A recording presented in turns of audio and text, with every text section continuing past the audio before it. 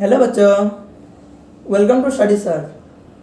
आज हम पढ़ने वाले हैं जनरल अवेयरनेस के कुछ इंपॉर्टेंट क्वेश्चन जो भी जीके का स्ट्रैटेजी के एग्जाम पॉइंट ऑफ व्यू से जो भी इंपॉर्टेंट है उसके बारे में हम डिस्कशन करने वाले हैं। The first number is who was the first governor general of India. हमारे इंडिया के सबसे पहला गवर्नर जनरल कौन थे? Options are Lord William Bentinck, Lord Cornwallis, Lord Canning, and fourth option is Lord Warren Hasting. And the answer is Lord Warren Hasting.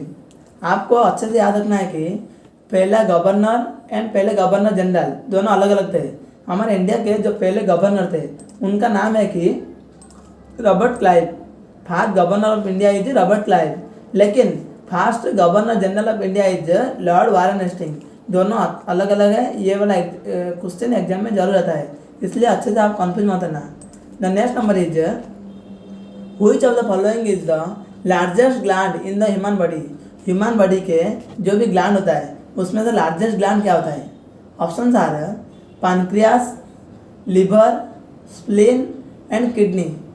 इन चारों में से कौन सा जो पार्ट होता है जो कि largest gland in the human body? And the answer is liver. Liver हमारे ह्यूमन बॉडी का सबसे लार्जेस्ट ग्लैंड होता है। Next number is the largest river island in the world. हमारे वर्ल्ड के या फिर हमारे जो विश्व के सबसे लार्जेस्ट रिवर आइलैंड हमारे इंडिया में सिचुएटेड है, लेकिन कौन से स्टेट में? Largest river island is situated in India, in which state? यहाँ ऑप्शन क्या क्या पूछा है? Assam, Bihar, west Bengal and Orissa. इन चारों ऑप्शन में से कौन से स्टेट में हमारा जो रिवर आइलैंड लोकेटेड है? And the answer is Assam Majuli island. Assam के मौजूली आइलैंड एक आइलैंड है जो कि सबसे लार्जेस्ट रिवर आइलैंड है। रिवर के बीच में एक आइलैंड है जो कि आसाम स्टेट में है इंडिया के। The next answer is which gas is most abundant in the earth atmosphere. Earth के एटमोसफियर में अगर अर्थ के एटमोसफियर का हम अगर 100% लेते हैं तो उसके एटमोसफियर में सबसे ज़्यादा अमाउंट कौन सी गैस का होता है? Options are nitrogen, oxygen, carbon dioxide and fourth one is hydrogen. इनमें से कौन सा गैस सबसे ज़्यादा अमाउंट में, एबंडेंट अमाउंट मतलब सबसे ज़्यादा अमाउंट में कौन सा होता है? And the answer is nitrogen. क्योंकि आपको अच्छे से याद रखना है कि नाइट्रोजन का अमाउंट परसेंटेज कितना होता है? 78%। ऑक्सीजन का परसेंटेज क्या होता है? 21%। यहाँ पे देखो ग्रीन का बोल देता हूँ। कार्बन डाइऑक्साइड का परसेंटेज क्या होता है? 0.03%। अगर कार्बन डाइऑक्साइड जितना भी कम होगा परसेंटेज वो हमारे अर्थ के लिए, हमारा एनवायरनमेंट के लिए, हमारे एटमोसफियर के लिए ज़्यादा होता है, अच्छा होता है। अदर गैसेज मतलब आर्गन, उज्जैन या फिर वाटर वेपर, ये सभी को मिला के कितना परसेंट है? 0.97% है। इसलिए सबसे ज़्यादा अमाउंट कौन सा है? 78%। किसका? नाइट्रोजन का। इसलिए the largest abundant amount of any gas in our atmosphere is nitrogen.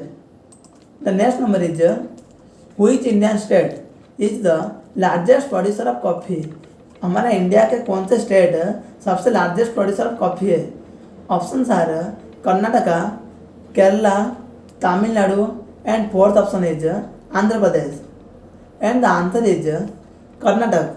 Largest producer country of coffee is Brazil. अच्छे से आप याद रखो, हमारा अगर कंट्री का पूछा है तो हम आंसर लिखेंगे ब्राज़ील। अगर कोई भी हमारा इंडिया का स्टेट, कौन सा स्टेट सबसे ज़्यादा प्रोड्यूस करता है तो हम क्या लिखेंगे? कर्नाटक। स्टेट में है कर्नाटक, लेकिन कंट्री में अगर कोई भी पूछा होगा तो आंसर होगा Brazil. Next number is who wrote the book the discovery of India. India के डिस्कवरी के बारे में कौन एक पुस्तक लिखे थे? Options are Rabindranath Tagore. आप सभी को पता ही होगा, बंगाल के एक बहुत ही बड़े ऑथर थे, राइटर थे, Rabindranath Tagore. Next one is Jawaharlal Nehru. Next one is Mahatma Gandhi. Next one is Subhash Chandra Bose. इन चारों ऑप्शन में से कौन एक ऑथर थे जो कि द डिस्कवरी ऑफ इंडिया का पुस्तक लिखे थे? And the answer is Jawaharlal Nehru. Jawaharlal Nehru क्या लिखे थे? द डिस्कवरी ऑफ इंडिया का एक पुस्तक लिखे थे। यहाँ पे मैं और जो चारों का नाम लिख देता हूँ। रविंद्रनाथ टैगोर क्या लिखे थे? हमारा इंडिया के नेशनल एंथम जो भी है जन गण मन, ये जो गाना है, और बांग्लादेश का भी नेशनल एंथम जो कि है जो अमर सोना बैंगलोर, ये जो दोनों गाना कौन लिखे थे? रविंद्रनाथ टैगोर लिखे थे। नेक्स्ट वन इज यहाँ पे सिर्फ जो भी इंपॉर्टेंट है वो ही मैं बोल रहा हूँ। महात्मा गांधी। महात्मा गांधी क्या लिखे थे? The story of my experiment with truth. The story of my experiment with truth कौन लिखे थे? महात्मा गांधी लिखे थे। Next one is Subhash Chandra Bose. Subhash Chandra Bose जो कि हमारा उड़ीसा में जो पैदा हुए थे कटक जिले में, उनके कौन से बुक लिखे थे? बुक का नाम है द इंडियन स्ट्रगल। इंडिया के स्ट्रगल के बारे में बुक लिखा था Subhash Chandra Bose.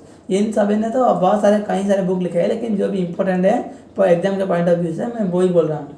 The next one is who is the author of the book the god of small things. यहाँ पे 4 ऑथर का नाम लिखा है। इन चारों में से कौन सा एक ऑथर एक बुक लिखे थे? बुक का नाम क्या है? The god of small things. ये बुक कौन लिखे थे? And the option are Salman Rushdie, यहाँ क्या लिखा है? Arundhati Roy, Amitabh Ghosh and fourth one is Kiran Desai. इन 4 ऑप्शन में से कौन एक बुक लिखे थे? The god of small things. And the answer is Arundhati Roy. Arundhati Roy the god of small things का बुक लिखे थे। The next number is which Indian city is known as the pink city. India के ऐसे कौन सा सिटी जो कि पिंक सिटी के नाम से ज़्यादा फेमस है?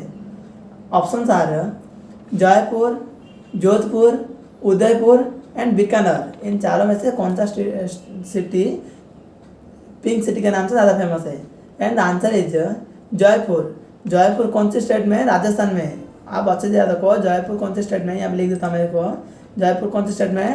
राजस्थान में। राजस्थान का जयपुर जो कि एक वाइल्ड हेरिटेज साइट में काउंट होता है। राजस्थान का जयपुर किसके लिए ज़्यादा फेमस है? वाइल्ड हेरिटेज साइट के लिए। अभी रिसेंटली जो लास्ट वाइल्ड हेरिटेज साइट है ना, वो जयपुर को मिलाया गया था। The next number is who is known as the iron lady of India. India के आयरन लेडी किसे कहा जाता है? Option are Indira Gandhi, Sonia Gandhi, Sushma Swaraj and fourth option is Mamata Banerjee. इन चारों ऑप्शन में से आयरन लेडी किसे कहा जाता है? And the answer is Indira Gandhi. Iron man and iron lady ये दोनों अलग अलग होते हैं। आयरन मैन कौन है? सरदार वल्लभ भाई पटेल। एंड आयरन लेडी कौन है? इंदिरा गांधी। सरदार वल्लभ भाई पटेल का अभी जो वर्ल्ड का सबसे लार्जेस्ट स्टैचू किसका बना है? इंडिया में है, जो कि है स्टैचू ऑफ यूनिटी, जो कि सरदार वल्लभ भाई पटेल का एक स्टैचू है, क्योंकि उन्हें के बाद कहा जाता था the iron man of India. And iron lady of India कौन है? इंदिरा गांधी है। The next number is who is the founder of the Indian National Congress. Indian National Congress का फाउंडर कौन है? आपको अच्छे से याद रखना है। जो अभी जो हाथ का जो सिंबल है ना एक नेशनल कांग्रेस का, वो सबसे पहले निकला था 1985 में, जो कि सिर्फ कांग्रेस के नाम से था। और उसका फाउंडर कौन थे और उसका पहला प्रेसिडेंट कौन थे? यहाँ में क्या पूछा है? Who is the founder of Indian National Congress. And option are Bal Gangadhar Tilak, Gopal Krishna Gokhale, A.O. Hume and Dadabhai Naoroji. मैं फिर से बोल देता हूँ option. Bal Gangadhar Tilak, Gopal Krishna Gokhale, A.O. Hume and fourth option is Dadabhai Naoroji. And the answer is A.O. Hume और एलन एक्टोबियन ह्यूम। ये कब national Congress बना था, फॉर्मेशन हुआ था, मैं जैसे बोल रहा था 1985 में। इंडियन नेशनल कांग्रेस 1985 में बना था। और उसका फाउंडर भी कौन थे? WC बनर्जी। और फर्स्ट प्रेसिडेंट थे WC Banerjee. The next number is which Indian state is the largest producer of natural rubber. Rubber के प्रोड्यूस करने में सबसे जो हाईएस्ट प्रोड्यूसर कौन है? Option are Kerala, Tamil Nadu, Karnataka and Maharashtra. And the answer is Kerala. Kerala हमारे इंडिया के सबसे लार्जेस्ट नेचुरल रबर के प्रोड्यूसर है। The next number is who is the current chief minister of Delhi. Delhi के करेंट CM कौन है? And option are Arvind Kejriwal, Manish Sisodia, Satyendra Jain and fourth one is Gopal Roy. And the answer is, आप सभी को पता ही होगा, आंसर है अरविंद केजरीवाल। अरविंद केजरीवाल का सिंबल क्या है? आप मतलब आम आदमी पार्टी है, और उनका जो सिंबल है झाड़ू का सिंबल है। अभी वो दिल्ली के करेंट CM है।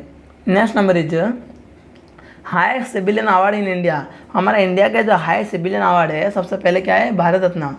Next one is followed by Padmashri and followed by Padma Vibhushan.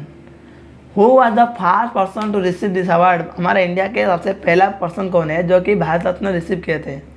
Option are C Rajagopalachari, next one is S Radhakrishnan, next number is Jawaharlal Nehru and next one is Sarvepalli Radhakrishnan. ये सभी हमारे इंडिया के लिए एक जो फ्रीडम फाइटर थे, इन चारों में से कौन सबसे पहले हमारे इंडिया के लिए गोल्ड भारत रत्न लेकर आए थे? And the answer is C Rajagopalachari. ये एक ऐसे फ्रीडम फाइटर थे जिसके लिए उन्हें एक भारत रत्न के अवार्ड में उन्हें सम्मानित किया गया था। Next number is who is the current president of the United America, USA, United state of America का करंट सीएम प्रेसिडेंट कौन है? अभी जो यूएसए का करंट प्रेसिडेंट कौन है? Option are Joe Biden, Donald Trump, Barack Obama and fourth one is George William Boss. इन चारों ऑप्शन में से कौन सा ऑप्शन सही है? And the answer is Joe Biden. अभी जो यूएसए का करंट प्रेसिडेंट कौन है? जो बाइडेन है। उनसे पहले कौन थे? डोनाल्ड ट्रम्प थे। और एक फॉर्मर या फिर फेमस प्रेसिडेंट कौन थे? बाराक ओबामा, जो कि सिर्फ एक ही अमेरिका का यूएसए का प्रेसिडेंट थे, जो कि ब्लैक मैन थे। The next number is who was the first women to win an Olympic medal for India.